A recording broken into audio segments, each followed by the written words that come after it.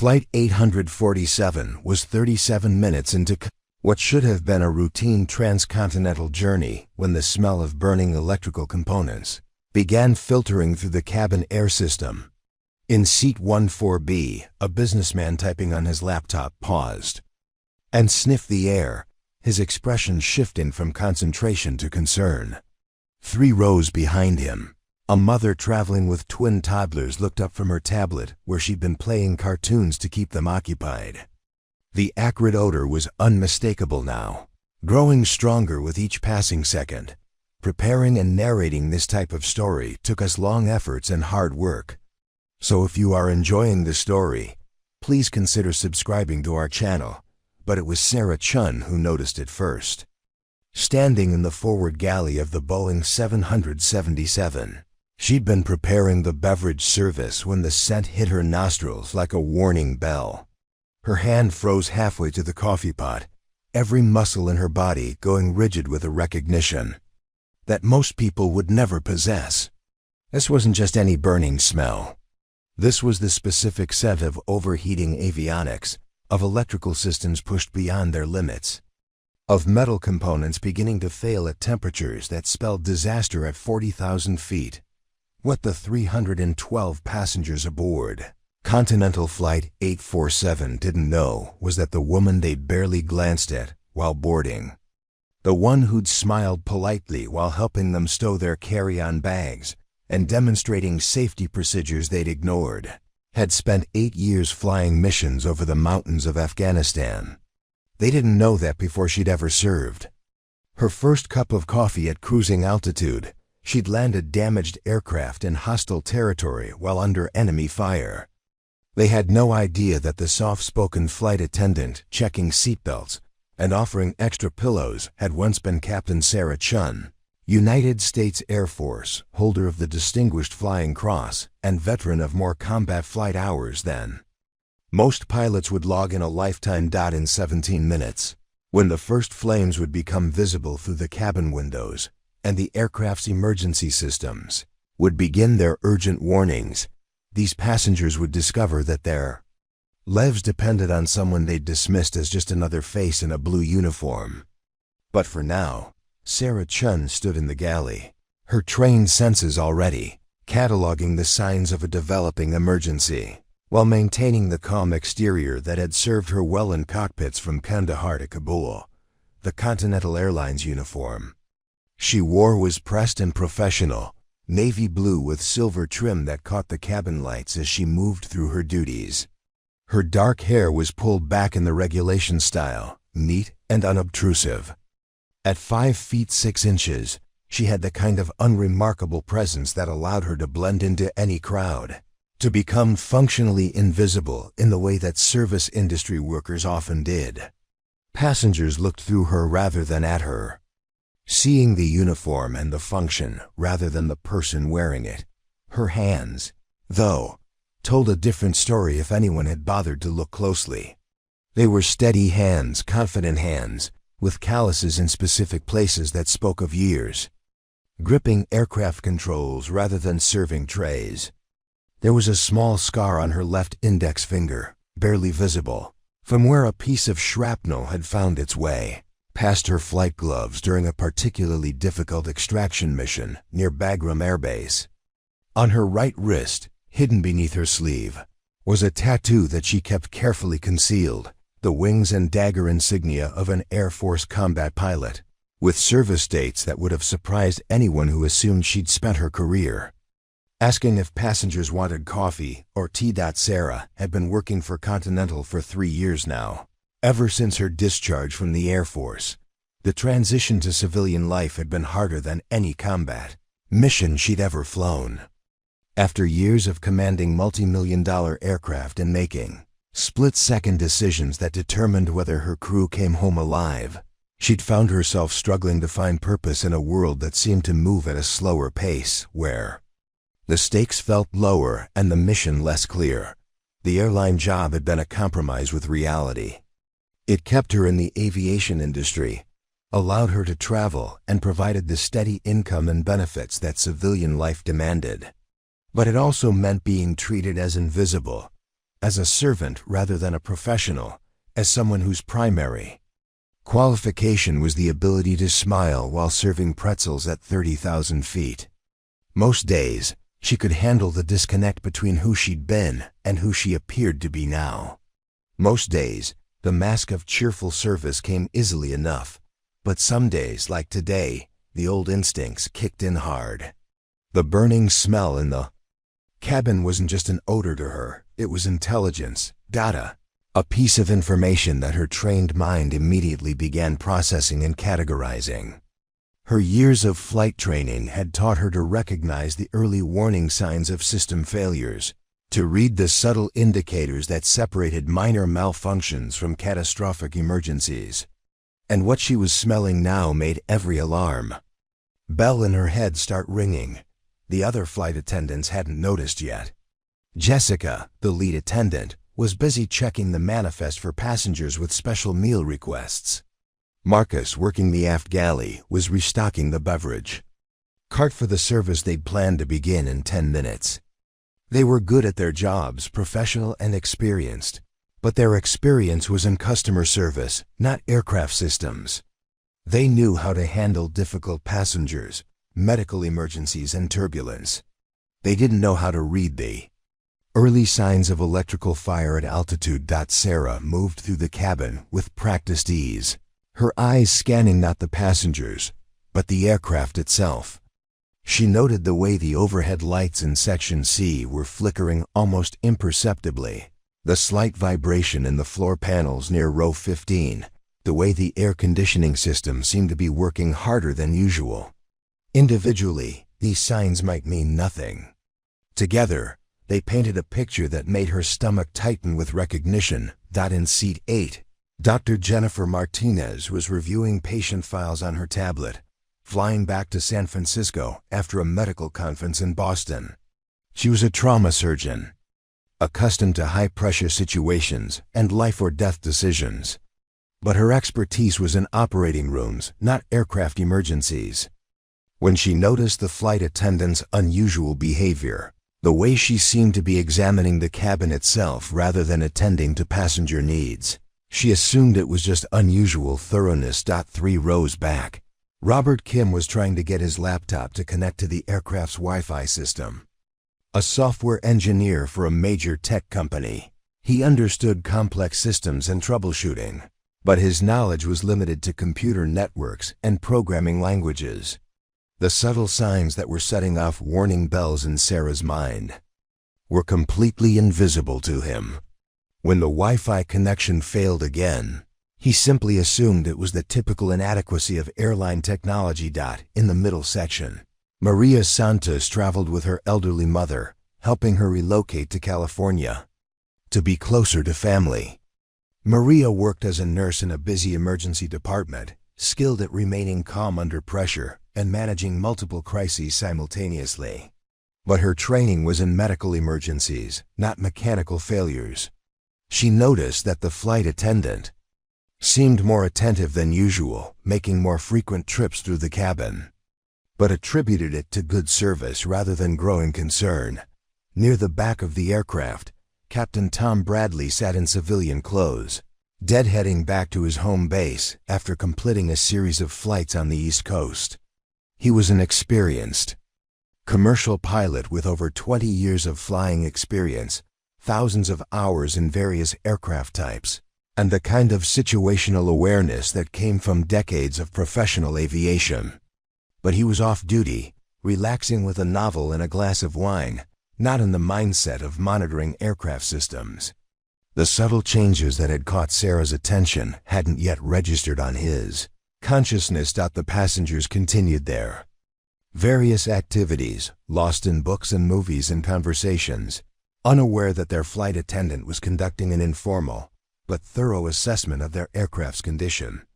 They saw her checking overhead bins and adjusting window shades, not recognizing that she was actually examining junction boxes and feeling for unusual heat signatures. They assumed her frequent glances toward the cockpit were about coordinating with the pilots for the upcoming beverage service, not about her growing conviction that something was seriously wrong with their aircraft.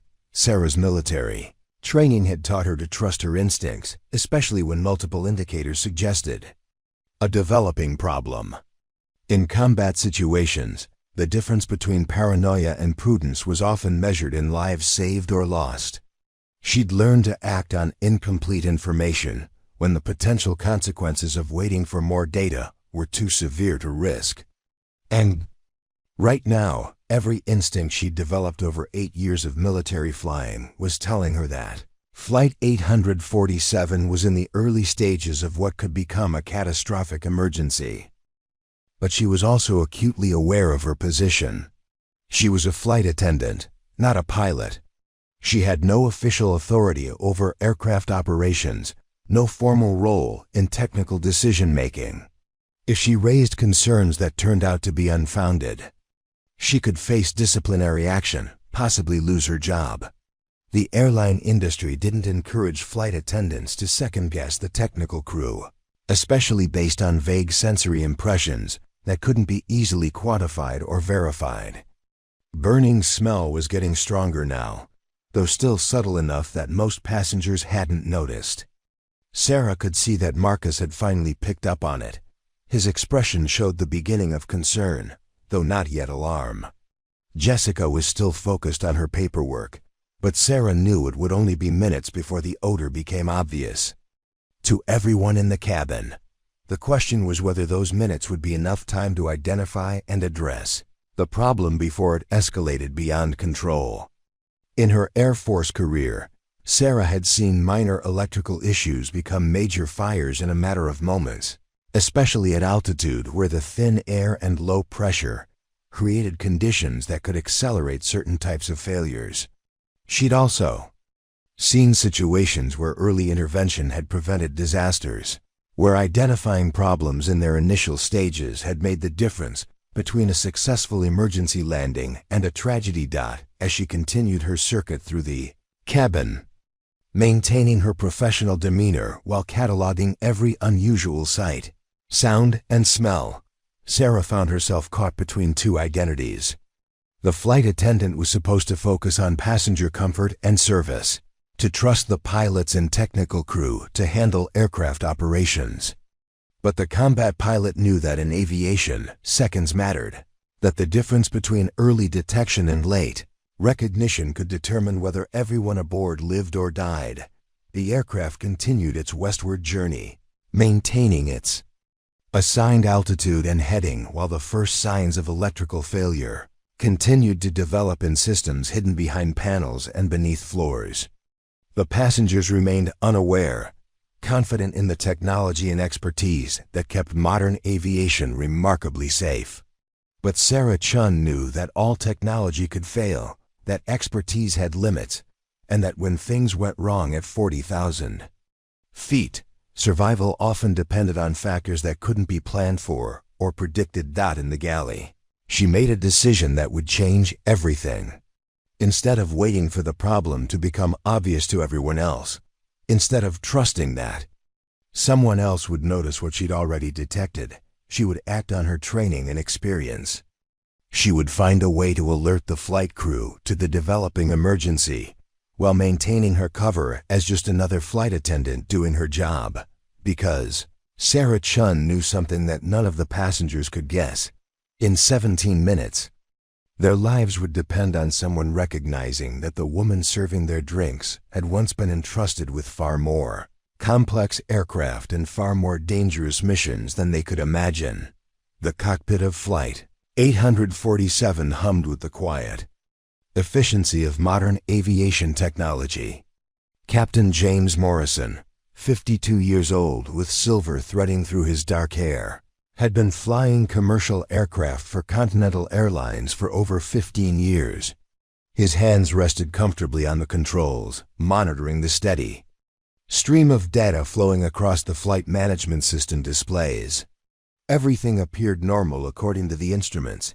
Altitude steady at 41,000 feet. Airspeed holding at Mach 0.84. All engine parameters within acceptable ranges. Beside him, First Officer Amanda Walsh reviewed the weather reports for their destination airport. At 38, she was younger than Morrison, but carried herself with the confidence that came from logging over 8,000 flight hours across various aircraft types. The flight plan showed clear skies ahead, minimal turbulence expected, and favorable winds that would put them into San Francisco ahead of schedule. It was shaping up to be exactly the kind of routine flight that both pilots preferred, professionally executed, technically sound, and completely unremarkable. Neither pilot had detected the subtle electrical anomalies developing in the aircraft's secondary systems. The primary flight instruments continued to show normal readings, the automatic monitoring systems hadn't triggered any alerts, and the regular communication checks with air traffic control proceeded without incident. From their perspective, Flight 847 was operating exactly as designed, a testament to the reliability of modern aviation technology and the effectiveness of rigorous maintenance procedures. When the interphone chimed, indicating a call from the cabin crew, Captain Morrison assumed it was about the routine beverage service or perhaps a passenger medical issue. Flight attendants typically contacted the cockpit for operational questions, requests for turbulence updates, or to report the occasional problem with difficult passengers. He picked up the handset with the casual attention of someone expecting a minor administrative matter. "Flight deck," he answered, his voice carrying the professional tone that came automatically after thousands of similar conversations. "Captain Morrison, this is Sarah from the forward galley." Her voice was steady, controlled, but there was something in her tone that made Morrison pay closer attention. "I need to speak with you about a potential system issue. Could someone come back to the cabin, or could I come forward?" Morrison exchanged glances with Walsh. Flight attendants didn't typically request face-to-face meetings about system issues. Their training covered passenger service, medical emergencies, and security protocols. But technical aircraft matters were generally outside their area of expertise.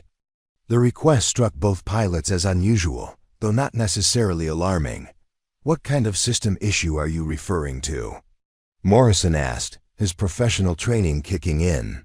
Even if the concern seemed minor, proper procedure required taking all reports seriously until they could be properly evaluated. "I'd rather discuss it in person, sir.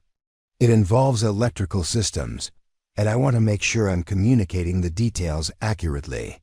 There was something about her phrasing that caught Morrison's attention. Most flight attendants would have simply described what they'd observed, often in layman's terms that required translation into technical language. Sarah's reference to electrical systems and her emphasis on accurate communication suggested a level of technical awareness that seemed inconsistent with typical cabin crew training. Walsh had been listening to the conversation, and she raised an eyebrow at Morrison. In her experience, flight attendants who claimed to understand aircraft electrical systems usually turned out to be reporting minor issues like flickering, reading lights, or malfunctioning entertainment systems.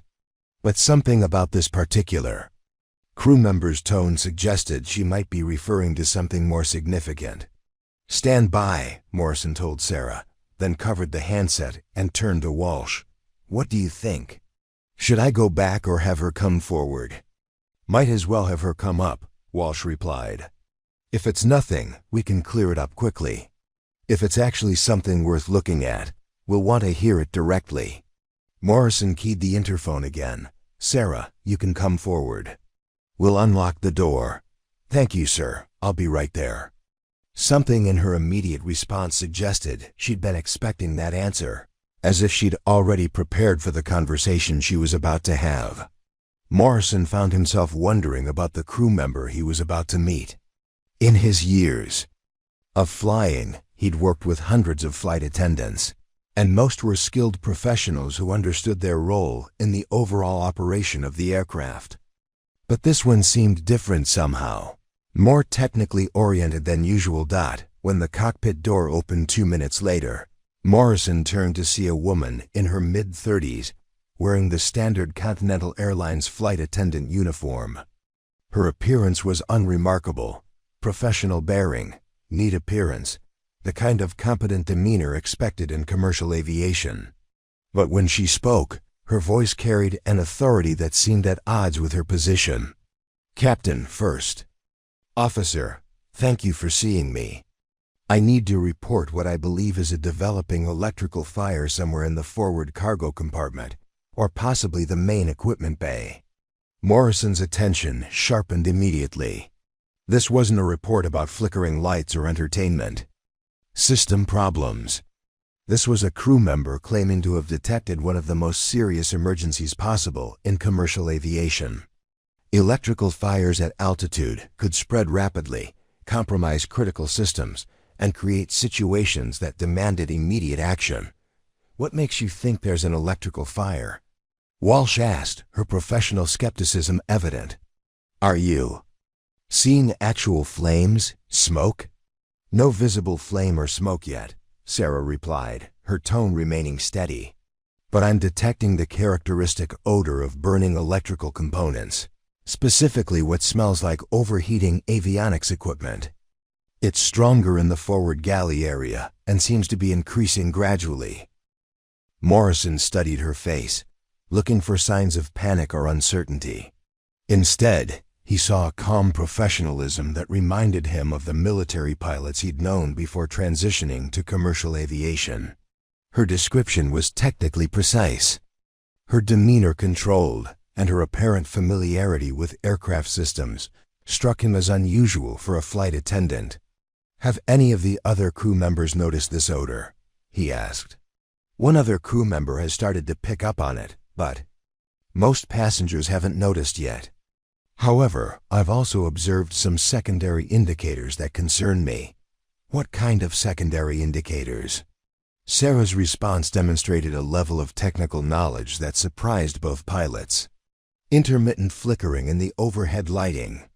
In Section C, slight vibration in the floor panels near the main equipment bay access points, and what sounds like the environmental system working harder than normal to maintain cabin pressure and temperature." Walsh leaned forward in her seat. "How do you know about equipment bay access points? That's not typically covered in flight attendant training." For a moment, something flickered across Sarah's expression, a brief hesitation that suggested she was carefully considering how much to reveal about her background. "I have some additional technical training," she said simply, offering no further explanation. Morrison found himself in an unusual situation. On one hand, he had no reason to doubt the professionalism of his flight crew and Continental's training. Programs were thorough and well regarded. On the other hand, the woman standing in his cockpit was describing potential system failures with a level of technical sophistication that seemed inconsistent with her position. Most concerning of all, if she was right about an electrical fire, every second of delay could be critical. "Have you checked our system displays?" he asked Walsh. "Any abnormal readings?" Walsh ran through the primary electrical system indicators on her displays, all nominal. No fire warnings, no system alerts, no abnormal electrical loads showing on any of the monitoring systems. "That's not unusual for early-stage electrical fires," Sarah said quietly. "The automatic detection systems are designed to trigger when fires reach certain thresholds, but by that point, the situation may already be beyond easy control." Morrison stared at her. That observation demonstrated an understanding of aircraft. Fire detection systems that went far beyond anything a flight attendant should know. The monitoring systems were indeed designed to provide early warning, but they weren't infallible, especially for fires that developed gradually in areas not directly covered by sensors. "Who exactly are you?" he asked bluntly. "Because you're talking about aircraft systems like someone with a lot more than flight attendant training." Sarah met his gaze directly. "Right now, I'm a member of your cabin crew reporting a potential emergency. My background doesn't change what I'm observing." It was a skillful deflection, Morrison realized. She wasn't denying that she had additional expertise, but she wasn't volunteering information either. In the military-influenced culture of commercial aviation, That kind of professional discretion often indicated someone with a service background who understood operational security and chain of command.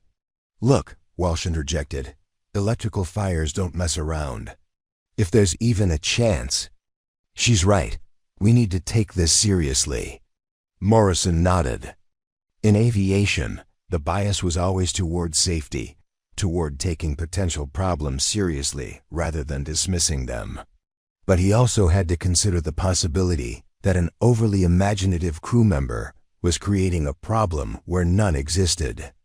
Declaring an emergency based on unconfirmed reports could result in expensive diversions, passenger inconvenience, and potential career consequences if the reports proved unfounded. "What exactly are you recommending?" he asked Sarah. "I recommend that you contact maintenance through ACARS and request guidance on conducting an electrical system diagnostic while airborne. I also recommend considering a precautionary descent to a lower altitude where fire suppression would be more effective if the situation escalates." Again, her suggestions demonstrated technical knowledge that seemed inconsistent with her apparent position. Communications with maintenance for in-flight diagnostics weren't typically something flight attendants would know about. And her reference to altitude-dependent fire suppression effectiveness suggested an understanding of aviation emergency procedures that went well beyond passenger service training. Morrison made a decision. "Walsh, run a complete electrical system diagnostic. Check all the backup systems too. I want to know if anything is showing even minor anomalies." "Copy that," Walsh replied, her hands moving across the diagnostic displays with practiced efficiency. "And, Sarah," Morrison continued, "I want you to go back and monitor the situation closely. If that odor gets any stronger, or if you observe any other changes, contact us immediately. Don't wait for confirmation from other crew members." "Understood." "Captain." As Sarah turned to leave the cockpit, Morrison found himself studying her more carefully. There was something about the way she moved, the way she carried herself, that suggested someone accustomed to high-stress environments and critical decision-making. Most flight attendants, even experienced ones, showed some level of deference when discussing technical matters with pilots. Sarah had presented her observations with the confidence of someone who knew she was right and expected to be taken seriously. After she left, Walsh completed her diagnostic checks. "Everything showing normal, but I did find a couple of minor anomalies that could be early indicators. Main electrical bus is drawing slightly more current than normal, and the backup environmental system has cycled on twice in the last 10 minutes. Those could be normal variations," Morrison said, but he was thinking about Sarah's observations. Individually, the signs she described might be insignificant, but if they were all related to a developing electrical problem, the pattern could be more important than any single indicator. "What do you think about our flight attendant?" Walsh asked. "She sure doesn't talk like typical cabin crew." Morrison was wondering the same thing. In his experience, people who understood aircraft systems the way Sarah seemed to came from military aviation backgrounds, maintenance careers, or extensive pilot training. But Continental's hiring practices for flight attendants focused on customer service skills, not technical expertise. "I think," he said carefully, "that we might have someone working in our cabin who knows a lot more about aviation than her resume probably indicates." The question now was whether her technical knowledge would prove accurate about the potential emergency she'd reported. And if she was right, Morrison realized they might be dealing with someone whose hidden expertise could be the difference between a successful emergency response and a catastrophic situation. In the cabin below, Sarah returned to her station, knowing that she'd walked a careful line between revealing enough information to be taken seriously and maintaining the cover that her civilian life required. But she also knew that time was running out, and that the electrical fire she detected was going to escalate whether the pilots believed her or not. The next 23 minutes passed with agonizing slowness as Sarah moved through the cabin. with heightened awareness, every sense attuned to changes that others couldn't yet detect. The burning smell had intensified gradually, becoming more noticeable near the forward galley and beginning to drift toward the passenger sections. She watched as Marcus finally picked up on the odor, his expression shifting from mild curiosity to growing concern as he tried to identify the source. "Do you smell that?" Marcus whispered to her during one of their routine exchanges near the beverage cart. His voice carried the uncertainty of someone encountering something outside their normal experience.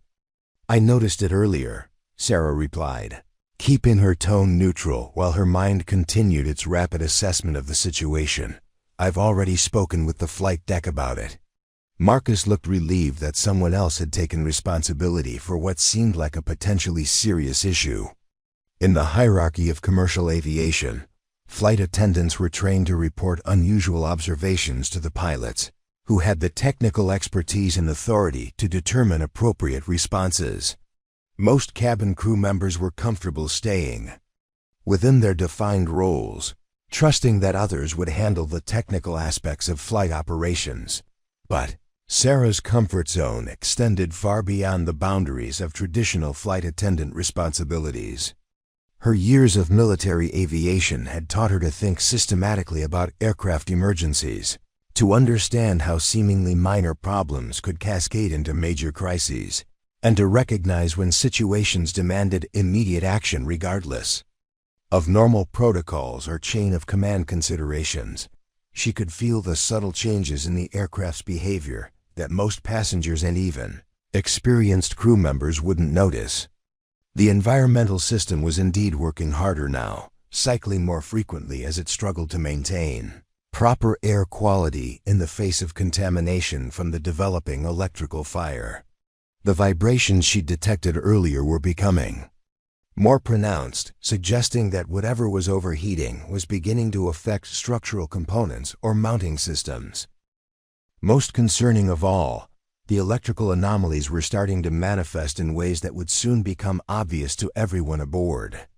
The overhead reading lights in Section D had begun flickering intermittently, not the regular dimming that might indicate normal power fluctuations, but the irregular strobing that suggested failing electrical connections. The entertainment system screens were starting to show occasional glitches, brief moments where images pixelated or audio cut out before returning to normal. In seat 12A, Patricia Hoffman was trying to watch a movie on her personal device when she noticed that the USB charging port in her armrest had stopped working. She pressed the call button to report the minor malfunction, assuming it was just another example of the kind of small technical problems that plagued modern air travel. When Sarah responded to the call, Patricia pointed out the dead charging port with the mild irritation of someone accustomed to technological conveniences. "I'll check on that for you," Sarah replied, though she knew the charging port failure was likely another symptom of the electrical problems spreading through the aircraft's secondary systems. She made a note to mention it during her next communication with the flight deck, adding it to the growing list of indicators that supported her assessment of the situation.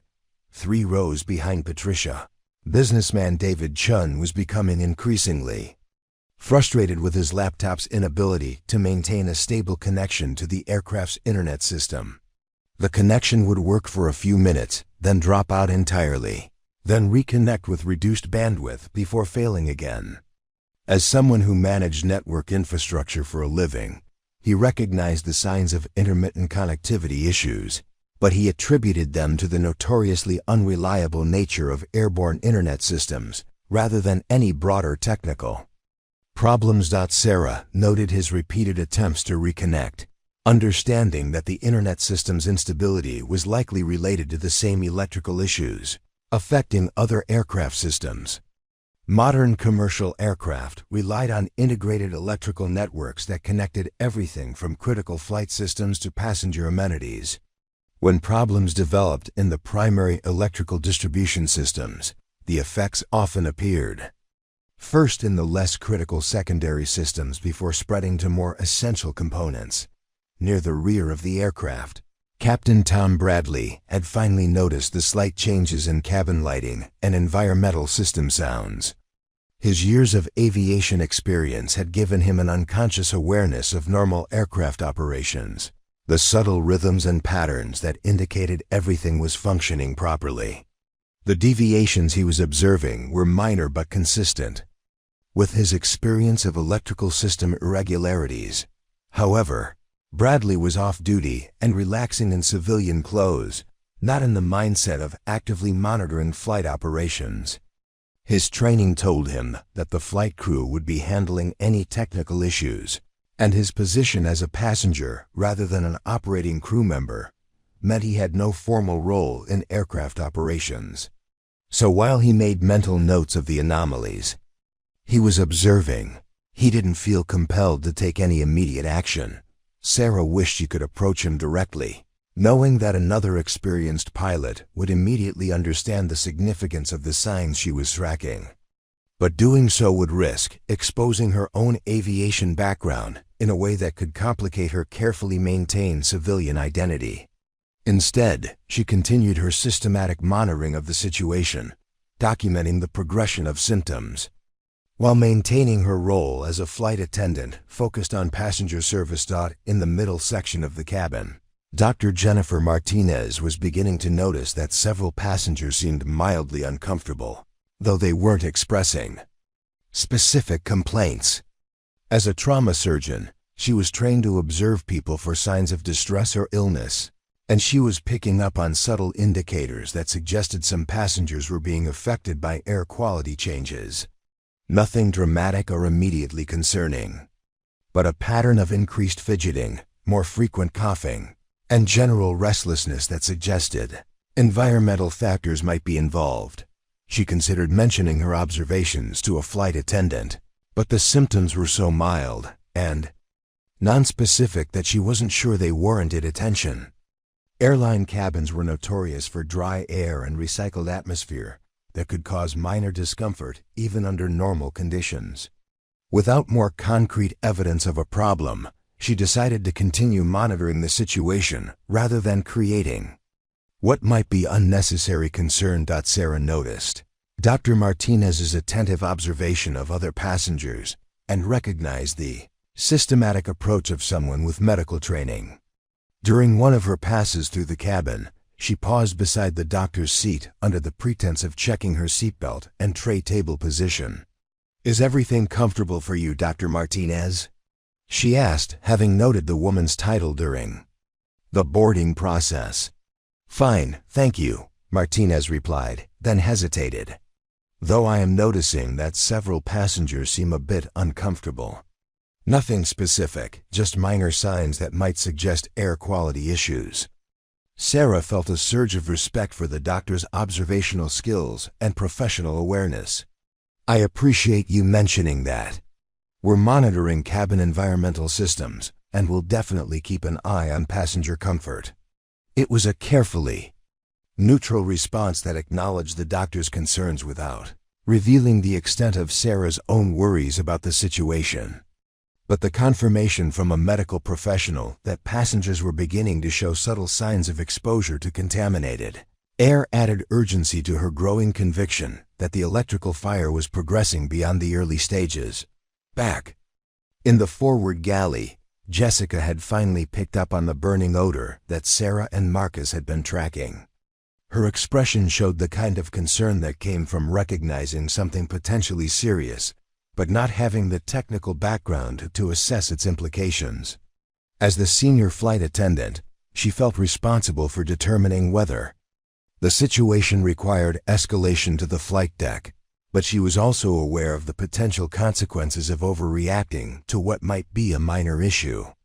"Sarah, you mentioned talking to the pilots about this smell," Jessica said quietly, keeping her voice low to avoid alarming nearby passengers.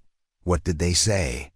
"They're looking into it," Sarah replied, which was technically accurate while avoiding the complexity of her actual conversation with the flight crew. "They asked us to continue monitoring and report any changes." Jessica nodded, relieved that the responsibility for technical assessment remained with the flight deck crew. where it belonged. But Sarah could see the worry in her colleague's expression, the growing awareness that whatever they were dealing with was beyond the scope of normal cabin service issues. The aircraft's public address system crackled to life, and Captain Morrison's voice filled the cabin with the calm professionalism that passengers expected from commercial aviation. "Ladies and gentlemen, this is your captain speaking. We're experiencing some minor technical issues with our electrical systems, and as a precautionary measure, we're going to descend to a lower altitude while our maintenance team provides some guidance on diagnostics." The announcement was carefully worded to inform passengers of the situation without creating panic. But Sarah recognized the significance of what Morrison wasn't saying. The decision to descend indicated that the pilots were taking her warnings seriously and implementing the precautionary measures she'd suggested. More importantly, it meant they were preparing for the possibility that the situation could escalate beyond simple troubleshooting. Passengers responded to the announcement with the mild concern typical of routine operational changes. Some looked out the windows as if they might be able to see evidence of the technical problems. Others shrugged and returned to their books or devices, and a few began asking flight attendants for more specific information about the delay to their arrival time. Sarah fielded these questions with practiced professionalism while her mind continued to track the progression of the electrical fire. The descent would help in multiple ways. Lower altitude meant denser air that would make fire suppression more effective. Reduced electrical load as systems adjusted to different operational parameters, and positioning for a potential emergency. Landing if the situation continued to deteriorate. But she also knew that electrical fires in aircraft could progress rapidly once they reached certain thresholds. The symptoms she was observing suggested they were approaching a critical point where the fire could spread from isolated components to major electrical distribution systems.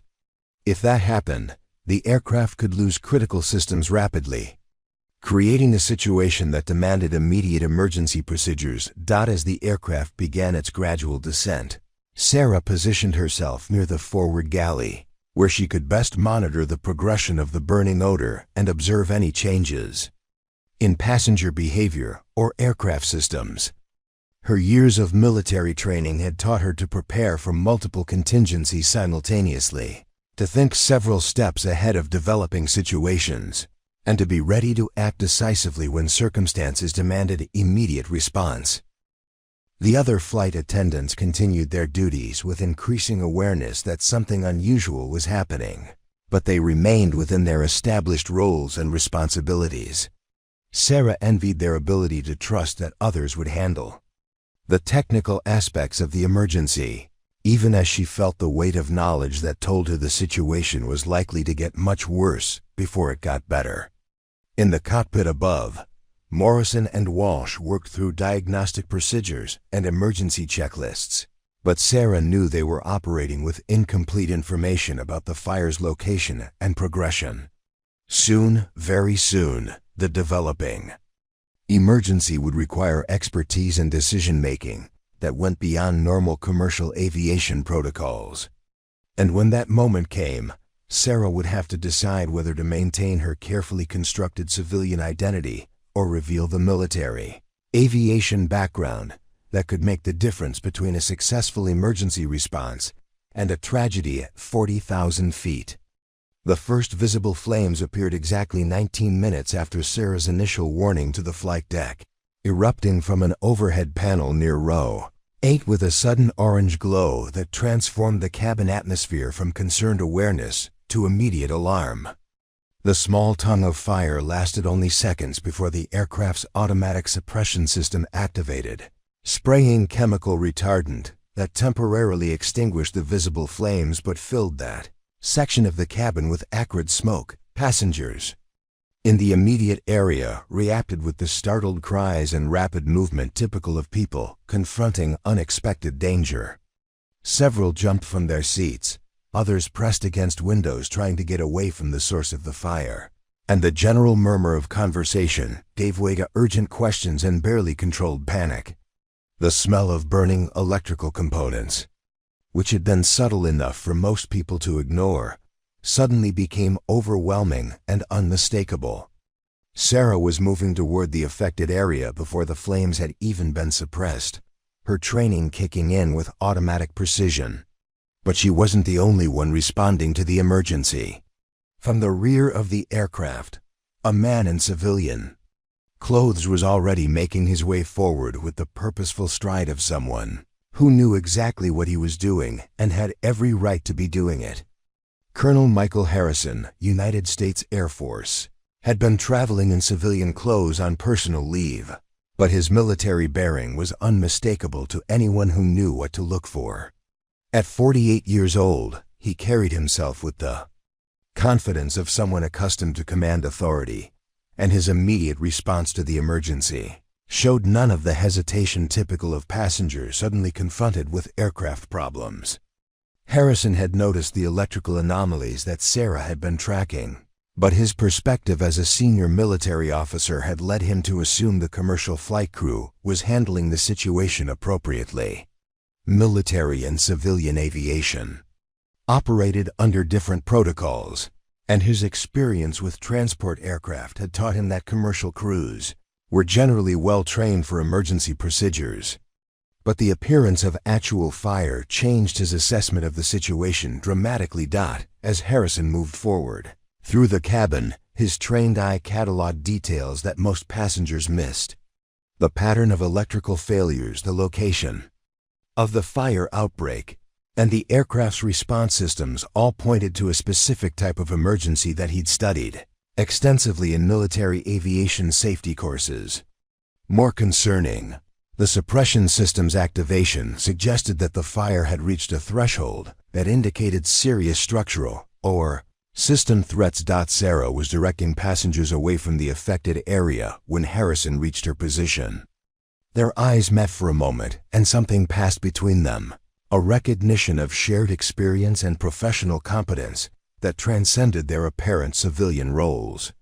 Harrison could see in her movements and bearing the unmistakable signs of someone with extensive emergency training, while Sarah recognized in his approach the confidence of military leadership. "Ma'am," Harrison said quietly, his voice carrying enough authority to cut through the passenger chatter without creating additional alarm. "I'm Colonel Harrison, Air Force. What's your assessment of the situation?" The question was posed professionally, one aviation expert to another, without any assumption about Sarah's background, but with clear indication that he recognized her competent handling of the emergency.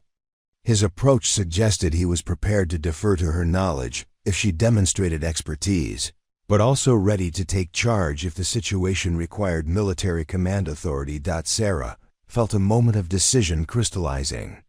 The fire represented a crossing of thresholds in multiple ways, not just the obvious escalation from potential problem to actual emergency, but also the point where her military training became more valuable than her civilian cover. Harrison's presence meant she was no longer the only person aboard with specialized knowledge, but it also meant her own expertise could be revealed without completely compromising her carefully maintained identity. "The fire's been developing for at least 20 minutes, she replied, her voice taking on the professional tone she'd used in military briefings. "Started with electrical system anomalies in the forward cargo area, progressed to secondary system failures. Now we're seeing breakthrough to the cabin level. The suppression system bought us time, but this is likely a distributed electrical fire, not an isolated incident." Harrison studied her with sharpened attention. Her assessment was technically sophisticated and tactically sound, demonstrating the kind of systematic thinking that came from extensive training in aircraft emergency procedures. More telling, her terminology and analytical approach suggested someone with formal military aviation background, not just general emergency training. "What's your background?" he asked directly, his tone indicating that he needed to understand her qualifications in order to determine how to proceed. Sarah met his gaze steadily. "Captain Sarah Chen, Air Force, retired. 8 years flying combat." missions, including emergency response and evacuation operations. The revelation transformed Harrison's entire approach to the situation. Captain Chen wasn't just a competent flight attendant who happened to know something about aircraft emergencies. She was an experienced military pilot whose expertise in crisis management could be crucial to everyone's survival. His expression shifted from polite inquiry to professional respect as he processed the implications of having another military aviation expert aboard. "Captain Chen," he said, using her military rank as acknowledgement of her qualifications, "I need your tactical assessment. How much time do you think we have before this situation becomes uncontrollable?" Sarah appreciated his direct approach and his immediate acceptance of her expertise. Military culture emphasized competence over hierarchy when lives were at stake. And Harrison was demonstrating the kind of professional flexibility that she'd seen in the best officers during her service years. "Based on the progression pattern, I estimate 15 to 20 minutes before we see multiple system failures that could compromise flight control capabilities," she replied. "The fire suppression bought us time, but it didn't address the underlying electrical problems. We need immediate descent to an altitude where emergency landing procedures will be more effective." Harrison nodded, his expression grim but focused. "Have you communicated with the flight deck about your background?" "Not directly," I reported. "The initial symptoms and suggested diagnostic procedures, but I haven't revealed my military aviation experience." "That needs to change immediately," Harrison said with the authority of someone accustomed to making critical decisions under pressure. "The flight crew needs to know they have experienced military aviation personnel aboard, especially if the situation continues to escalate." Around them, the other flight attendants were managing passenger concerns and implementing emergency procedures according to their training. But Sarah could see they were operating at the limits of their expertise. Jessica was directing people away from the fire area with competent professionalism, but her expression showed the stress of dealing with a situation that went beyond normal cabin service emergencies. Marcus was checking emergency equipment and reviewing evacuation procedures, his movements reflecting good training, but also underlying anxiety about the severity of what they were facing.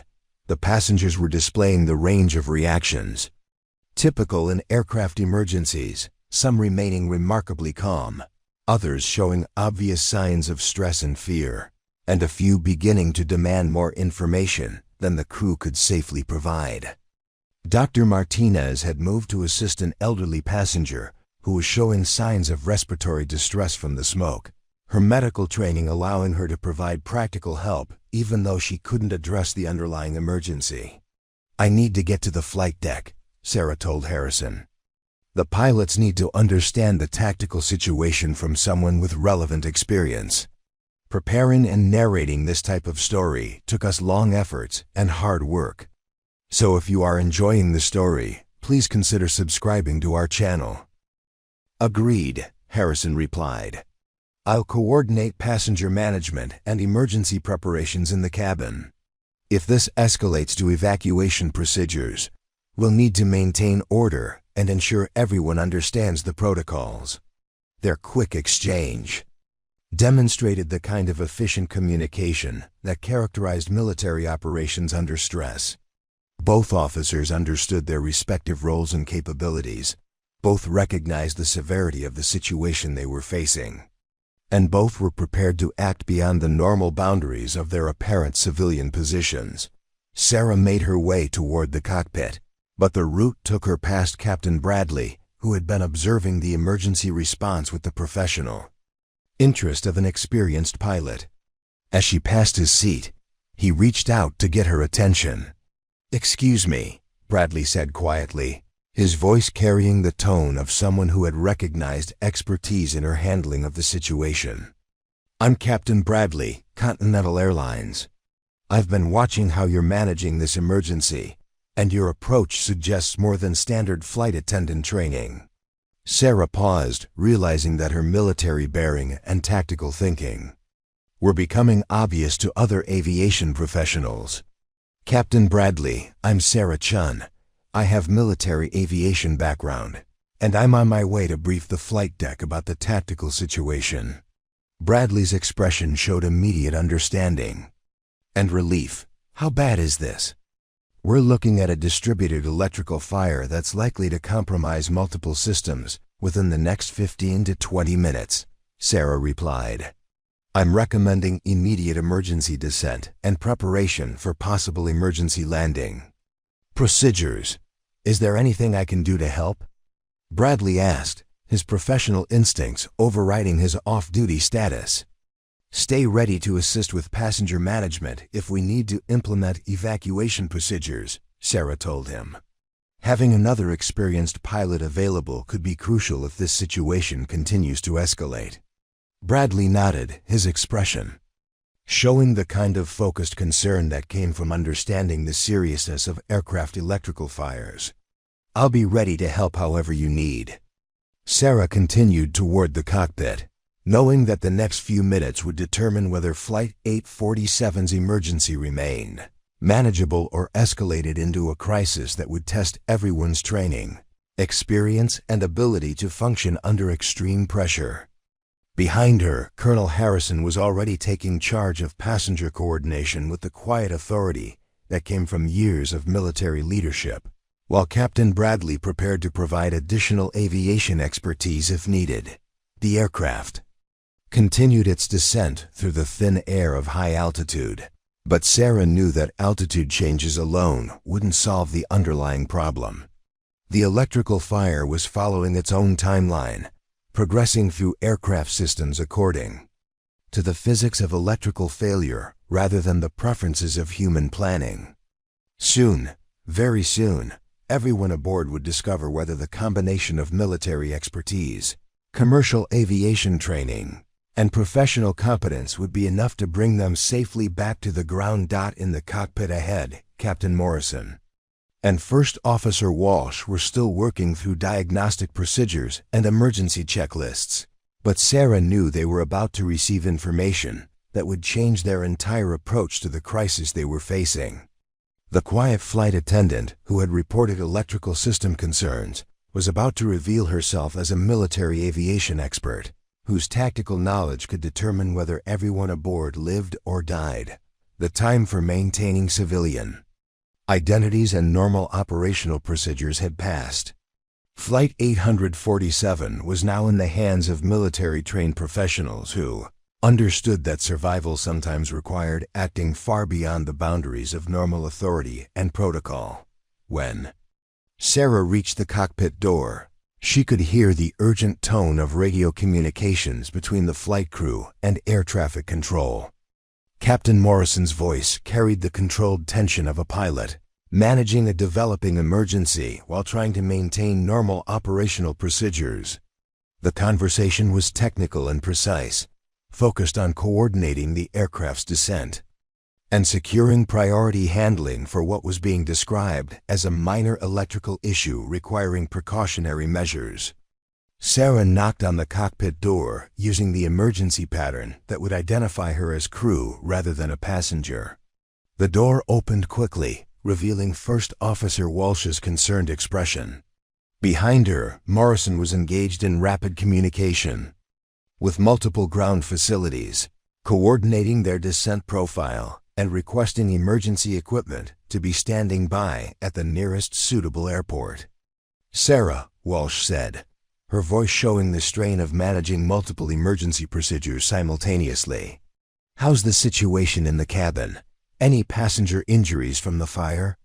No injuries, but we have bigger problems than what you're currently reporting to a TC, Sarah replied, her voice carrying an authority that made both pilots turn their full attention to her.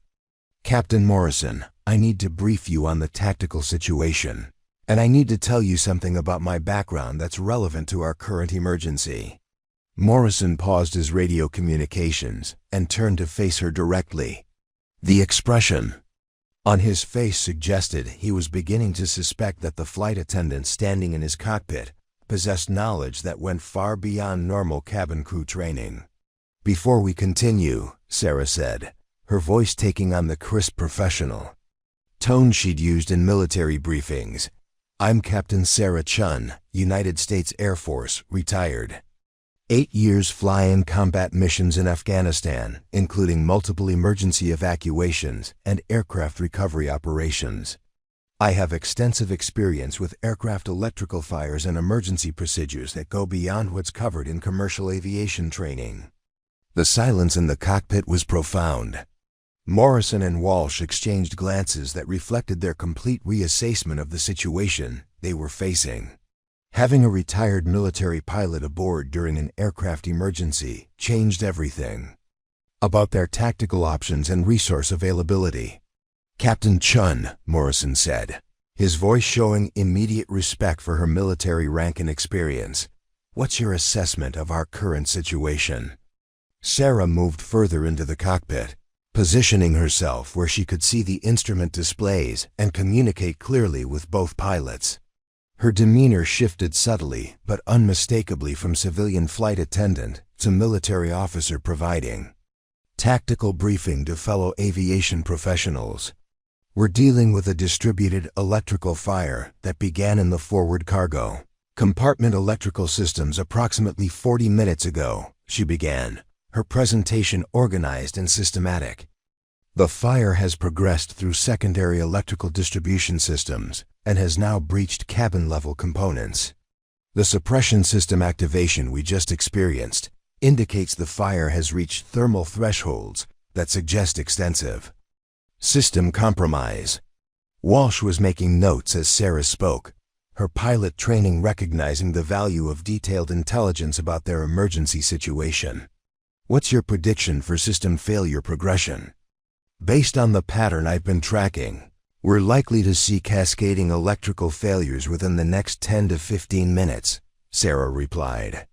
"Primary flight systems may remain functional initially, but secondary systems including environmental controls, communications, and navigation aids are at risk. If the fire reaches main electrical distribution buses, we could face comprehensive system failures that would require immediate emergency landing procedures." Morrison felt his stomach tighten as he processed the implications of her assessment. Aircraft electrical fires were among the most serious emergencies in aviation, precisely because they could compromise multiple critical systems simultaneously. Having someone aboard who could provide informed tactical analysis was invaluable, but her prediction suggested they were facing a more severe situation than their instruments currently indicated. "You mentioned tactical options that go beyond commercial training," he said. "What are you recommending?" Sarah's response demonstrated the kind of strategic thinking that came from military aviation experience. Immediate declaration of emergency status with ATC, not just precautionary descent. Request priority routing to the nearest airport with full emergency response capabilities. Begin preparation for possible loss of electrical systems, including review of manual flight procedures and battery-powered emergency equipment. "That's a significant escalation from our current status," Walsh observed. "Are you certain the situation warrants full emergency declaration?" "In military aviation, we learn to escalate emergency responses based on potential outcomes rather than current symptoms," Sarah explained. "The pattern of electrical failures I've observed indicates a high probability of rapid system deterioration. It's better to declare emergency status while we still have full communications and navigation capabilities than to wait until system failures force us into crisis management." Morrison found himself facing a decision that would define his response to the emergency. Declaring full emergency status would mobilize extensive ground resources and could have significant career implications if the situation turned out to be less severe than predicted. But having a military aviation expert recommend emergency escalation based on her direct observation of fire progression was compelling evidence that their situation might be more serious than their instruments suggested. "There's something else you need to know," Sarah continued. "We have another military aviation expert in the cabin. Colonel Harrison, Air Force, identified himself during the fire response. He's currently coordinating passenger management and emergency preparedness. We also have Captain Bradley, Continental Airlines, deadheading as a passenger. 3 experienced military or commercial pilots aboard, plus your flight crew. The revelation that they had multiple aviation experts available transformed Morrison's perspective on their resource availability. Instead of managing the emergency with just the standard 2-pilot crew, they had access to extensive additional expertise and leadership capability. Colonel Harrison outranks all of us, Walsh observed, recognizing the implications of having a senior military officer aboard during an emergency. Military rank doesn't automatically transfer to civilian aviation authority, Sarah replied, demonstrating her understanding of the complex relationship between military and commercial aviation protocols. But in emergency situations, experience and expertise become more important than formal hierarchy. Colonel Harrison understands that the flight crew retains command authority for aircraft operations. Morrison made his decision. Sarah, I'm accepting your recommendation for full emergency declaration. Walsh, contact a TC and declare aircraft emergency due to electrical fire. Request immediate priority routing to Denver International. Full emergency response standing by. Copy, Walsh replied, her hands moving across the communication controls with practiced efficiency. Denver Emergency Services. This is Continental 847 declaring aircraft emergency due to electrical fire. Request immediate priority routing and full emergency response. The radio crackled with immediate response from air traffic control, the tone shifting from routine coordination to emergency management. Continental 847, Denver Center, emergency declared. Turn right heading 240. Descend and maintain flight level 200. Emergency equipment will be standing by. Souls on board and fuel remaining? Continental 847, 312 souls on board. Fuel remaining approximately 4 hours, Walsh responded, providing the critical information needed for emergency response planning. Sarah listened to the radio exchanges with professional approval, recognizing the efficient coordination that characterized well-trained emergency response systems. But she also knew that declaring emergency status was only the first step in what could become a very complex situation, requiring decisions that went beyond normal commercial aviation procedures. Captain Morrison, she said, I recommend that Colonel Harrison and I coordinate tactical planning while you focus on aircraft operations. In military aviation, we separate operational command from tactical planning during complex emergencies. It allows the pilots to concentrate on flying while other qualified personnel handle coordination and contingency planning. Morrison recognized the wisdom of her suggestion.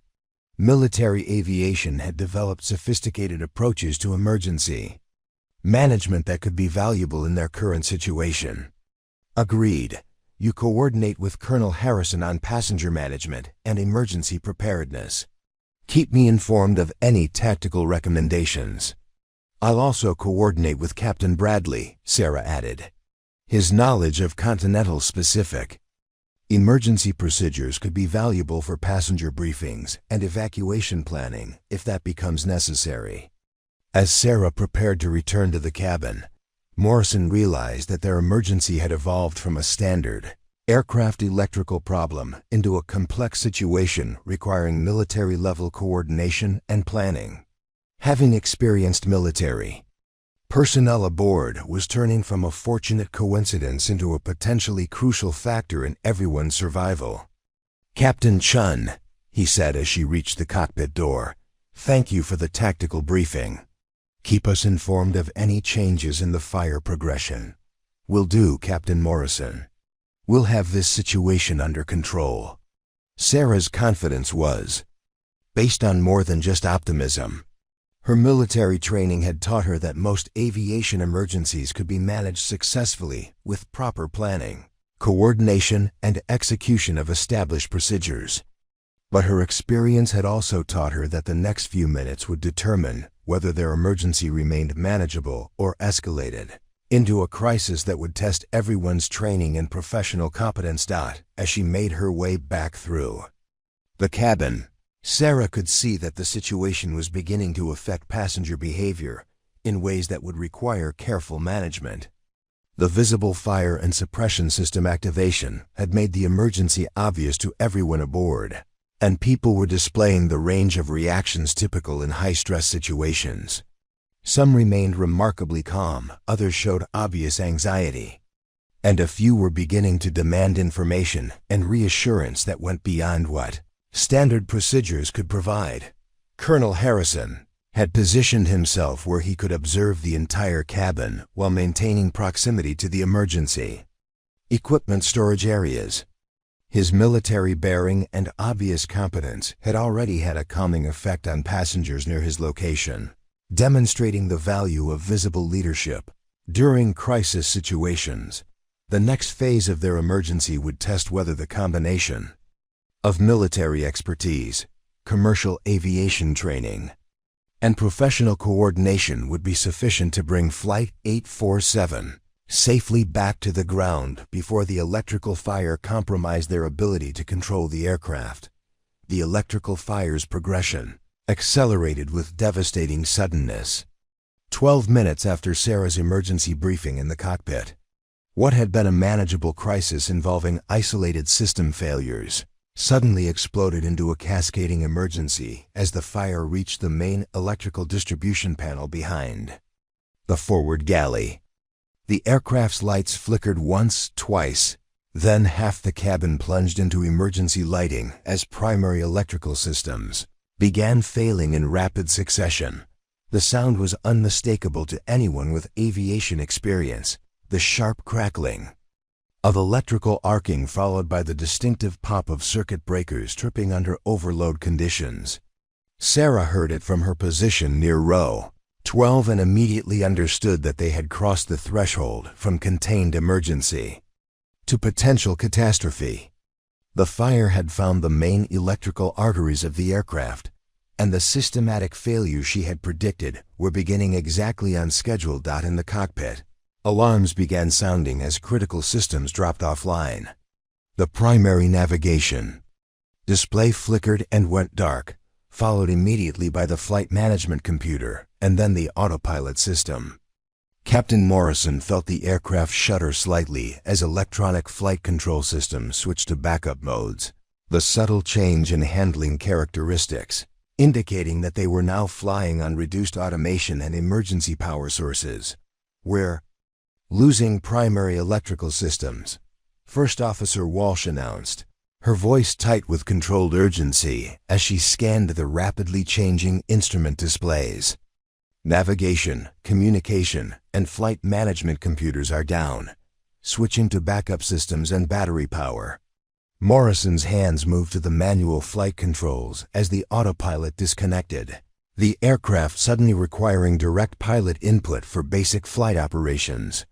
His years of training kicked in automatically, muscle memory taking over as he adjusted for the changed handling characteristics of an aircraft operating on emergency electrical power. Sarah was right about the progression timeline, he said, grimly, recognizing that the military pilot's tactical assessment had proven accurate to within minutes. We need to get on the ground immediately. In the cabin, Sarah was already moving toward the forward galley when the lights failed, her military training allowing her to navigate in emergency lighting conditions without the disorientation that affected most people. She could see passengers beginning to panic as the reality of their situation became undeniable, the emergency lighting and system failures making it obvious that this was far more serious than a routine technical problem. Colonel Harrison's voice cut through the rising passenger anxiety with the authority of someone accustomed to commanding attention in crisis situations. Everyone remain in your seats and follow crew instructions, he announced, his military bearing immediately recognizable. Even in the dim emergency lighting, we have qualified personnel managing this situation, and we will be implementing emergency procedures to ensure everyone's safety. His intervention had an immediate calming effect on passengers in his vicinity, demonstrating the value of visible leadership during crisis situations. People responded instinctively to competent authority, especially when that authority projected confidence and control rather than panic or uncertainty. Sarah reached the interphone and contacted the cockpit, knowing that communication systems might be among the next casualties of the electrical fire. "Captain Morrison, this is Sarah. We've lost primary cabin electrical systems. The fire has reached the main distribution, exactly as predicted. How are flight systems holding up?" Morrison's reply came through speakers that crackled with electrical interference, indicating that even the backup communication systems were being affected by the ongoing electrical failures. "Flight controls are on emergency power, navigation. Systems are down, but we still have engine control and basic flight instruments. Denver ATC has cleared us for an immediate emergency approach. Estimated time to landing 14 minutes. 14 minutes seemed simultaneously like an eternity, and no time at all. Sarah knew from her military experience that aircraft electrical fires could consume critical systems with terrifying speed once they reached main distribution points. They were now in a race between the fire's progression and their ability to reach the ground before losing systems essential for safe landing. "Colonel Harrison and I are implementing emergency passenger procedures," she reported to the cockpit. "Captain Bradley is also available to assist with coordination." "Copy that. Keep me informed of any passenger medical emergencies or evacuation preparation requirements." Sarah moved through the cabin to coordinate with Harrison, who had positioned himself to observe the maximum number of passengers while maintaining access to emergency equipment. His presence had already helped maintain order, but she could see that several passengers were beginning to show signs of serious anxiety that could escalate to panic if not properly managed. "Colonel, what's your assessment of passenger status?" she asked, using military protocol to establish clear communication in the crisis environment. "Most are maintaining reasonable composure, but we have approximately 15 passengers showing elevated stress responses," Harrison replied, his evaluation precise and professional. "Dr. Martinez is assisting an elderly passenger with respiratory issues related to the smoke exposure. 2 families with young children are requesting additional information about emergency procedures." Sarah nodded, recognizing that passenger management during aircraft emergencies required balancing honest communication about the situation with maintaining the calm necessary for safe evacuation procedures. "I'll coordinate passenger briefings. Can you handle emergency equipment preparation?" "Already in progress," Harrison confirmed. "I've located all emergency exits, reviewed evacuation slide deployment procedures, and identified passengers who could assist with evacuation coordination if necessary." Their military training allowed them to communicate efficiently and divide responsibilities based on expertise and situational requirements.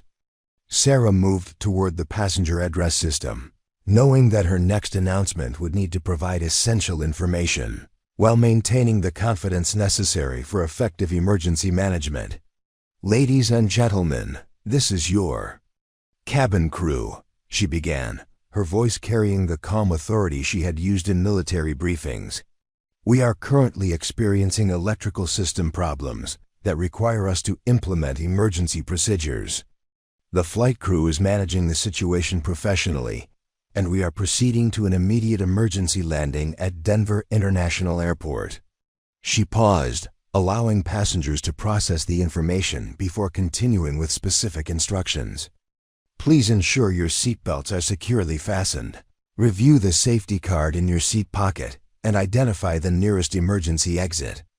Flight attendants will be coming through the cabin to assist with emergency preparation and answer any questions you may have." The announcement struck the right balance between honesty about the severity of their situation and confidence in their ability to manage it safely. Passengers responded with the focused attention that came from understanding they were facing a real emergency that required their cooperation and attention to safety procedures. Captain Bradley had moved forward during the announcement, positioning himself where he could assist with passenger coordination, while remaining available for consultation about Continental-specific emergency procedures. His presence provided additional visible aviation expertise that helped maintain passenger confidence in their emergency response capabilities. "Captain Chen," he said quietly as Sarah finished her announcement, "I've reviewed Continental's evacuation procedures for this aircraft type. If we need to implement emergency evacuation, I can assist with slide deployment and passenger flow coordination. Thank you, Captain Bradley. Your knowledge of airline-specific procedures will be valuable if we reach that point." The cabin environment was becoming increasingly challenging as the electrical fire continued to affect environmental systems. The air quality was deteriorating due to smoke infiltration and reduced circulation capacity, while temperature control was becoming erratic as climate systems operated on limited emergency power. Sarah could see that several passengers were beginning to show physical effects of the degraded cabin environment. Dr. Martinez approached during one of Sarah's coordination circuits, her medical expertise providing crucial assessment of passenger health status under emergency conditions. "I'm seeing increased respiratory distress among several passengers, particularly the elderly and those with pre-existing conditions. The smoke exposure and stress are beginning to have cumulative effects. How much time do you estimate before we see serious medical emergencies related to the cabin environment?" Sarah asked, recognizing that passenger health could become another factor in their emergency timeline. "If the air quality continues to deteriorate at the current rate, we could see serious breathing problems within the next 10 to 15 minutes, Martinez replied. "Sooner for passengers with asthma or other respiratory conditions." Sarah felt the weight of multiple timelines converging. The electrical fire was progressing towards systems critical for aircraft control. Passenger health was being affected by degraded cabin environment, and their descent toward Denver was proceeding against a background of failing aircraft systems. The successful resolution of their emergency would require precise coordination of all these factors within an increasingly narrow window of opportunity. "Dr. Martinez, can you coordinate medical assessment and treatment for passengers showing respiratory distress? We have about 10 minutes until landing, and I need to know if anyone requires immediate medical attention." "I'll handle medical coordination," Martinez confirmed, her professional competence providing another layer of expertise in their emergency response team. The aircraft shuddered slightly as another electrical system failed, the subtle change in engine sound indicating that even the propulsion systems were beginning to be affected by the progressive electrical failures. Sarah knew that they were approaching the point where the fire could compromise systems essential for safe landing, making the next few minutes critical for everyone aboard Flight 847. In the cockpit, Morrison and Walsh were flying the aircraft, using manual procedures and backup instruments, their professional skills being tested by conditions that went far beyond routine emergency training. But they were no longer alone in managing the crisis. The cabin was now organized under military-level coordination that provided systematic passenger management and emergency preparation.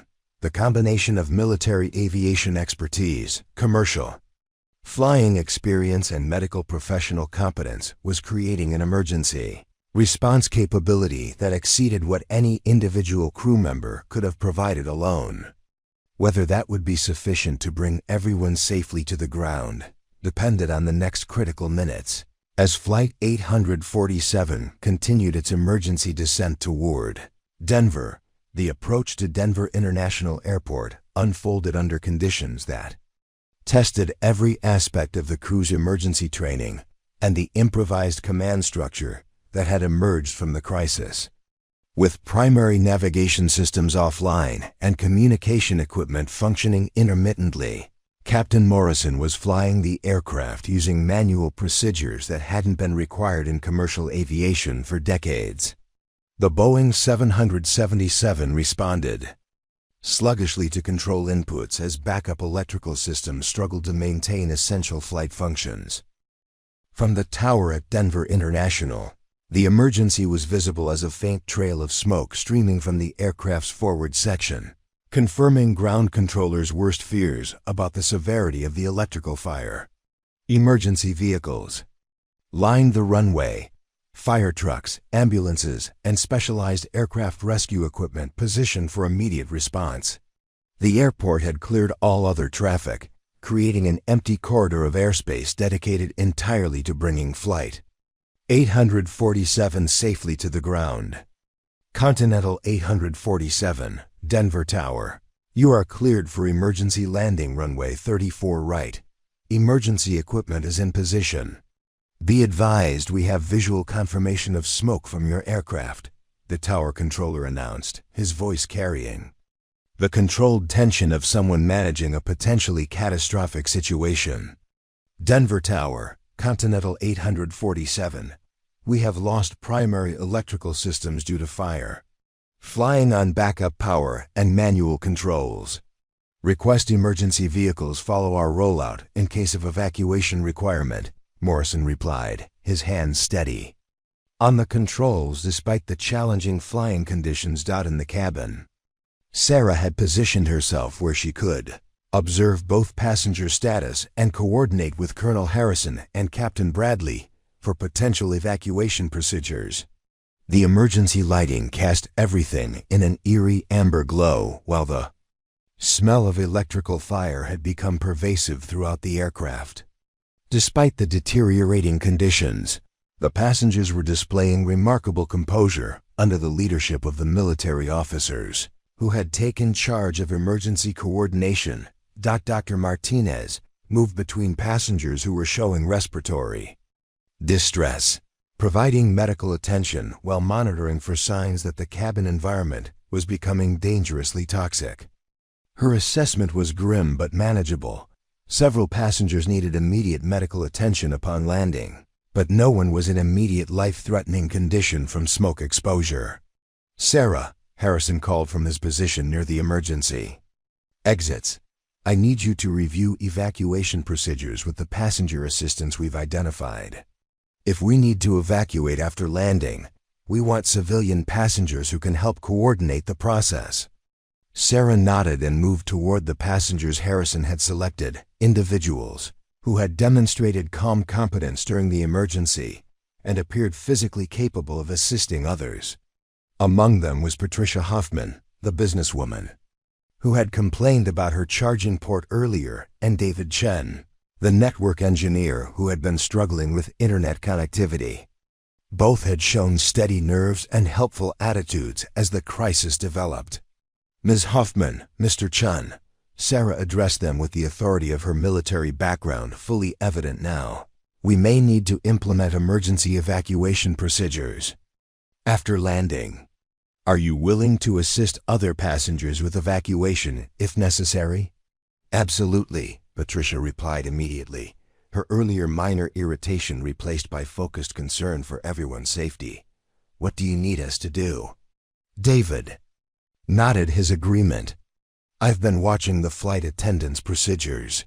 Just tell us how to help. Sarah provided rapid but thorough instruction on evacuation assistance, how to help elderly passengers, how to manage families with children, how to ensure that emergency exits remained clear and functional. Her military training and personnel management under stress proved invaluable for organizing civilian passengers into an effective emergency response team. Remember, she emphasized, your job is to assist and encourage, not to take charge. Follow crew instructions, help people who need assistance, and maintain calm confidence. Most people will follow good leadership during emergencies. The aircraft continued its descent through increasingly turbulent air as the electrical fire affected environmental systems that normally provided smooth cabin pressurization and temperature control. The ride became rough and uncomfortable, adding to passenger stress while making movement through the cabin more difficult for the crew. Captain Bradley had taken responsibility for coordinating with families traveling with young children, his commercial aviation experience providing insight into Continental's specific procedures for evacuating passengers who needed special assistance. His calm presence and obvious expertise helped parents prepare their children for potential emergency procedures without creating additional panic. "Everyone is going to do great," he told a mother traveling with twin toddlers, his voice carrying the confidence that came from years of managing passenger concerns. "The crew is extremely well trained for these situations, and we have everything we need to get everyone safely on the ground." In the cockpit, Morrison and Walsh were managing multiple challenges simultaneously. The aircraft's backup electrical systems were providing essential flight controls, but navigation equipment was unreliable and communication systems were functioning intermittently. They were essentially flying a manual approach using visual references and radio guidance from air traffic control, requiring skills that few commercial pilots ever needed to demonstrate in actual flight operations. 2 miles from touchdown, we're looking good on the approach path, Walsh announced, her voice steady despite the stress of managing emergency procedures. "Landing gear is down and locked, flaps are set for landing configuration." Morrison could see the runway ahead, outlined by emergency lighting and flanked by the red and blue strobes of rescue vehicles. The sight was both reassuring and ominous. Reassuring because it meant they were almost safely on the ground. Ominous because the extensive emergency response indicated that ground personnel were prepared for the worst-case scenarios. Continental 847. Be advised that emergency crews will approach your aircraft immediately after landing, the tower controller informed them. If evacuation is required, emergency slides will be deployed by ground personnel to ensure proper positioning. Sarah heard the radio communication through the cabin address system and knew that the next few minutes would determine whether their emergency ended with a successful landing or escalated to emergency evacuation procedures. She moved through the cabin one final time, checking that passengers were properly prepared for landing while observing for any signs that the electrical fire was compromising additional systems. The aircraft touched down on runway 34 right with a harder impact than normal, the manual flying conditions and emergency electrical status making precise control inputs more difficult. But Morrison had maintained proper approach speed and alignment, bringing the heavily loaded Boeing 777 into contact with the runway within acceptable parameters for emergency landing conditions. Emergency vehicles immediately began following the aircraft as it rolled out, their drivers maintaining safe distance while positioning for immediate response if evacuation became necessary. Fire trucks with specialized foam equipment flanked the runway, ready to suppress any external fire that might develop from the electrical system's failures. "We're on the ground," Morrison announced through the cabin address system, his voice showing relief tempered by awareness that their emergency wasn't over until everyone was safely evacuated from the aircraft. "Emergency crews are positioned around our aircraft.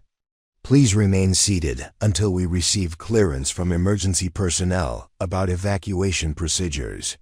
The aircraft rolled to a stop on the runway, its engines winding down as Morrison shut down all non-essential systems to reduce electrical load and fire risk.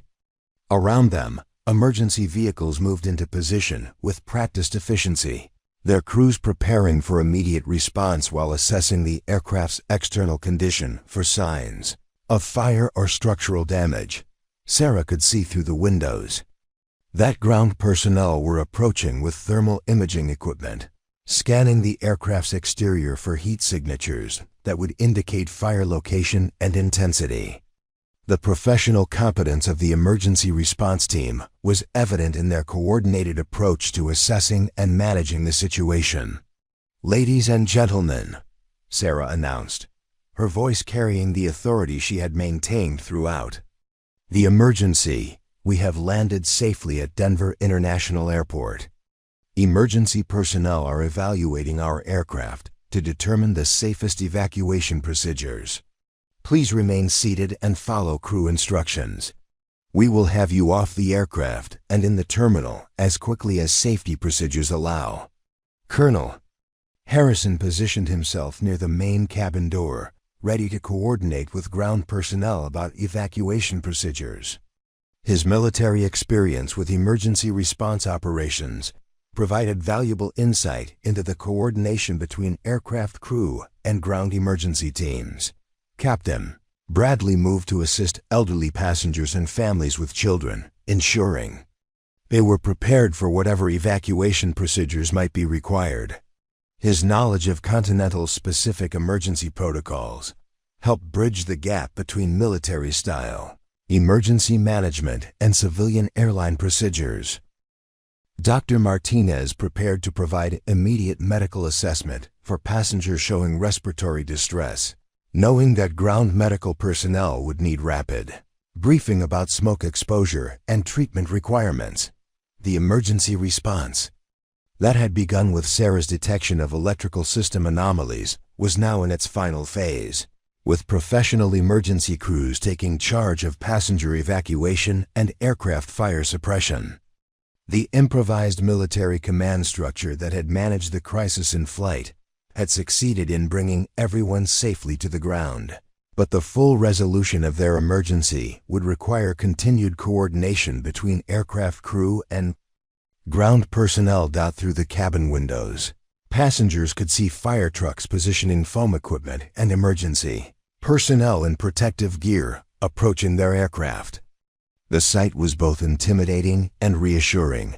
Intimidating because it emphasized the seriousness of the fire they had been living with for the past hour. Reassuring because it demonstrated the professional competence of the people now responsible for their safety. The next few minutes would determine whether the electrical fire that had threatened their aircraft would be successfully contained, or whether evacuation procedures would be required to ensure everyone's safety. But the most dangerous phase of their emergency was over.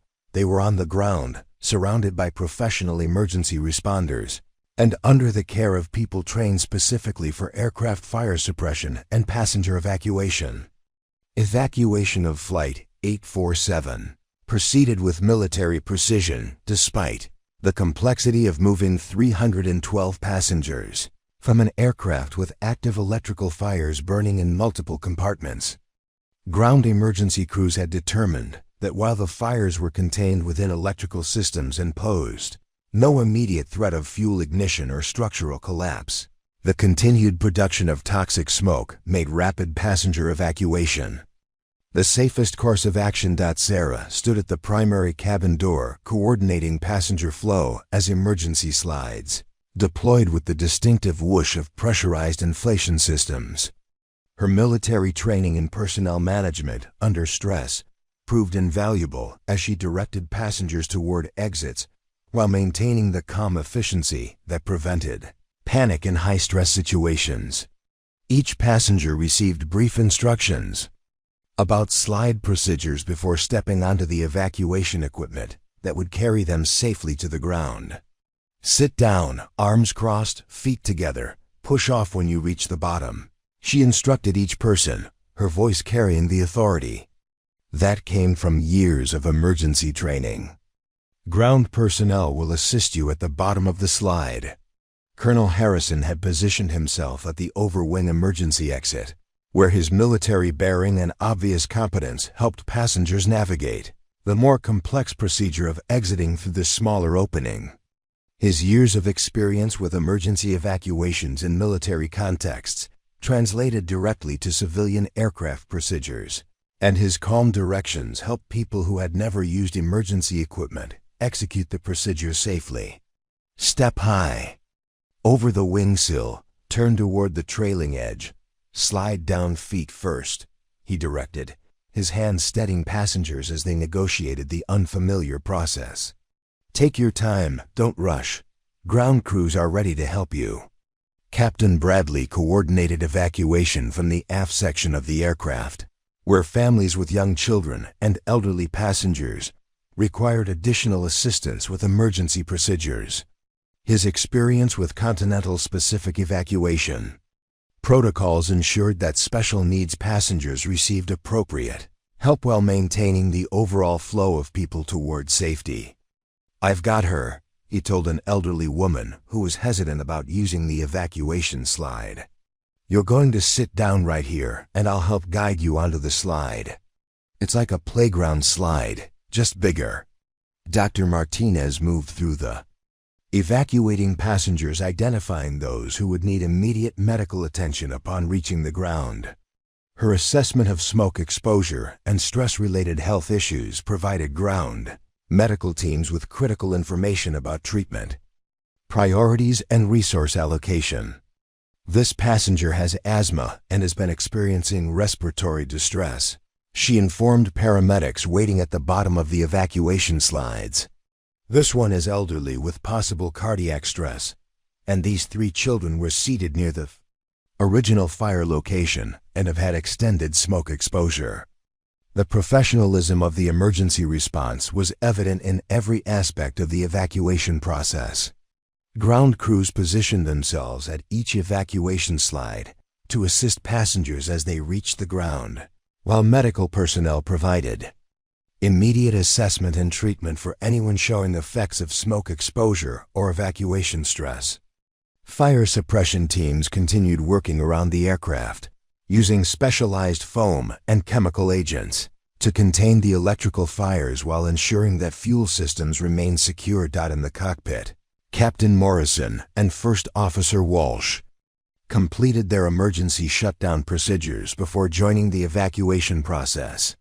Their years of training had prepared them for emergency landings, but the actual experience of evacuating a commercial aircraft with active fires reminded them why aviation safety protocols emphasize prevention over reaction. "That was some of the finest emergency management I've ever seen," Morrison told Sarah as he prepared to evacuate through the cockpit emergency exit. "Your military background made the difference between a successful evacuation and potential disaster." "Team effort, Captain," Sarah replied, maintaining the professional humility that characterized military culture. Everyone did their job, and the passengers followed instructions perfectly. As the last passengers evacuated from the aircraft, Sarah took a final look through the cabin to ensure no one had been left behind. The emergency lighting cast eerie shadows through the now empty seats, while the smell of electrical fire reminded her of the severity of the situation they had just managed.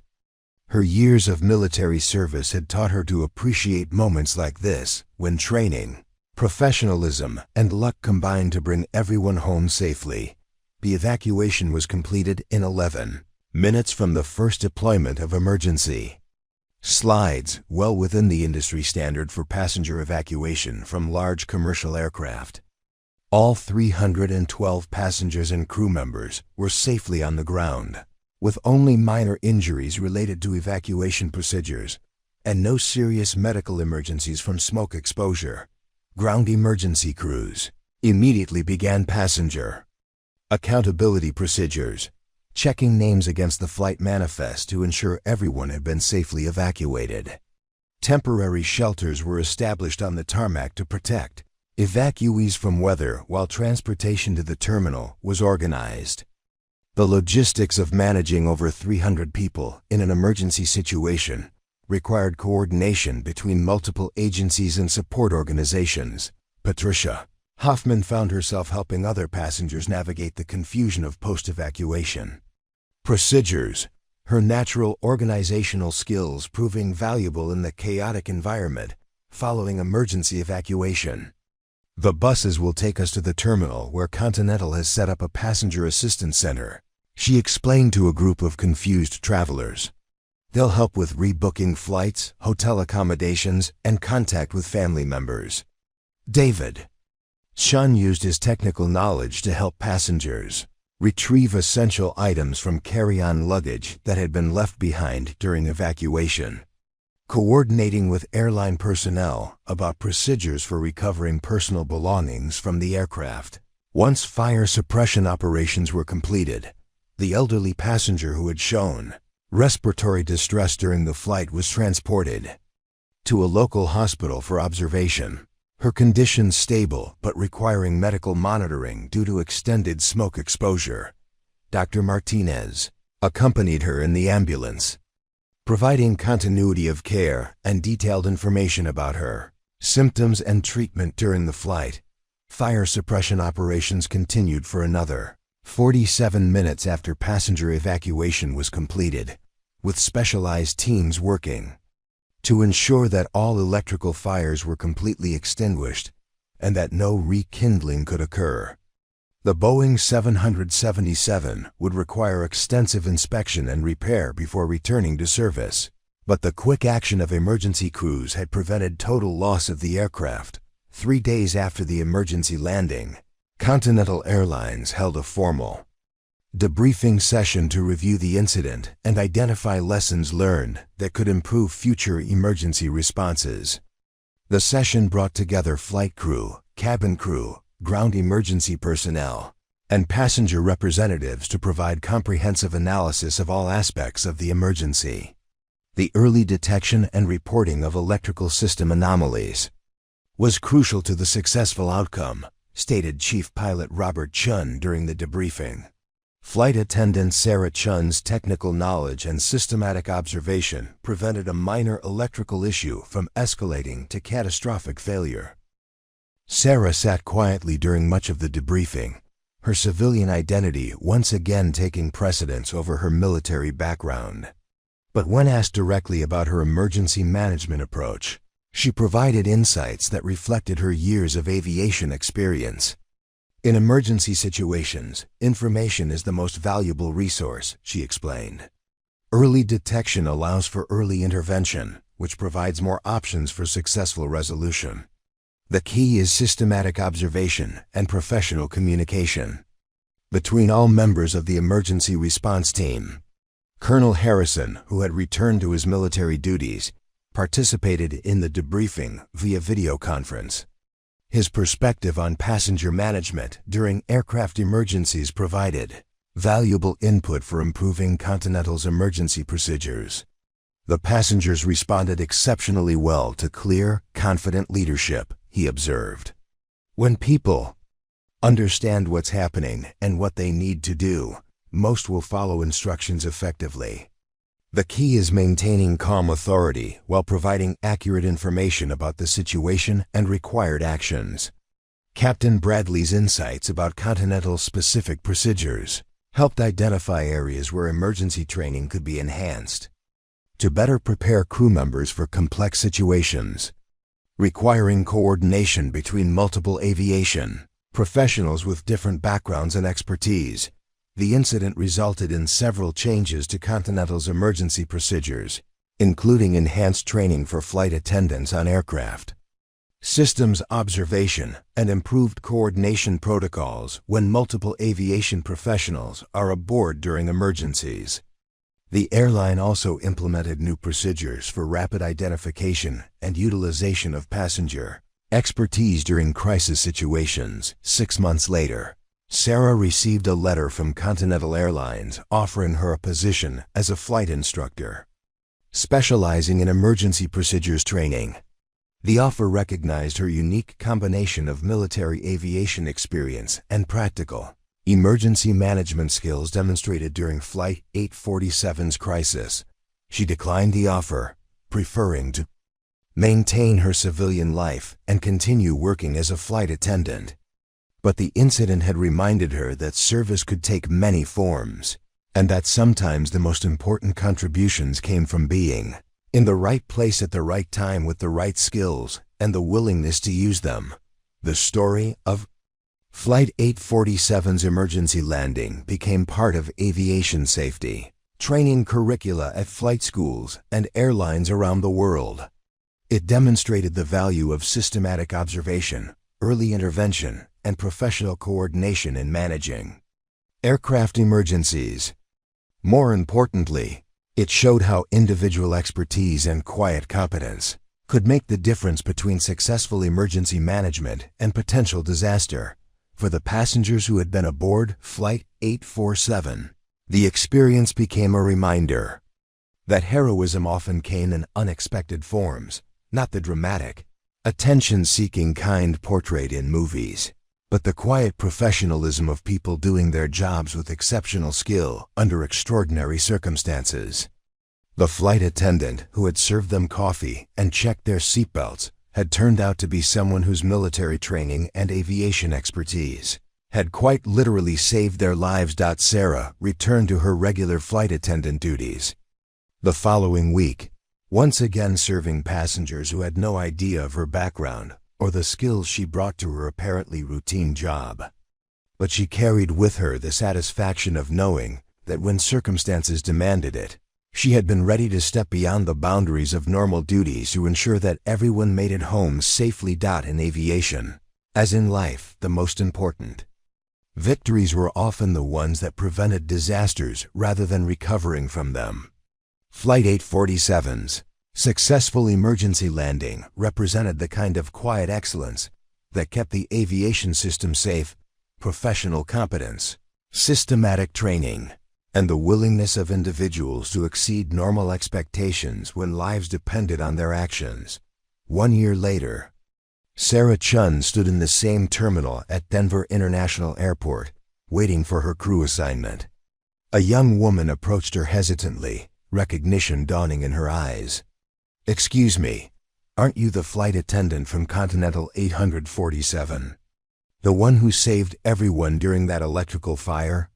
Sarah smiled quietly. "I was part of the crew, yes. We all worked together. I'm Jessica Martinez, Dr. Martinez's daughter. She told me how you coordinated everything, how you knew exactly what to do. She said you weren't just a flight attendant." "Your mother was incredible during that emergency," Sarah replied, deflecting as she always did. "Her medical expertise helped save lives." Jessica's eyes lit up with determination.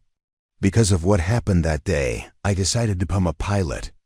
I start flight training next month. Mom said you had military experience, that you were actually a combat pilot." For a moment, Sarah's carefully maintained civilian facade wavered. She saw in this young woman the same fire, the same calling to serve that had driven her own military career years ago. "The sky doesn't care about your background," Sarah said finally, echoing words she'd once heard from another veteran. "It only cares about your skill, your dedication, and your willingness to bring everyone home safely." Jessica nodded, understanding passing between them. "Thank you for showing me what's possible." As Jessica walked away toward her gate, Sarah realized that some legacies weren't measured in medals or recognition, but in the lives touched and the dreams inspired by quiet excellence under pressure. The boarding announcement for her next flight echoed through the terminal. Sarah picked up her crew bag and walked toward another aircraft, another routine day of service, carrying with her the knowledge that extraordinary moments could emerge from the most ordinary circumstances. What did you think of Sarah's incredible story? Heroes walk among us every day, often hidden in plain sight, ready to step up when lives hang in the balance. If this story inspired you, don't forget to hit that subscribe button and join our community of everyday heroes. Share your thoughts in the comments below. Have you ever encountered someone whose hidden expertise made all the difference?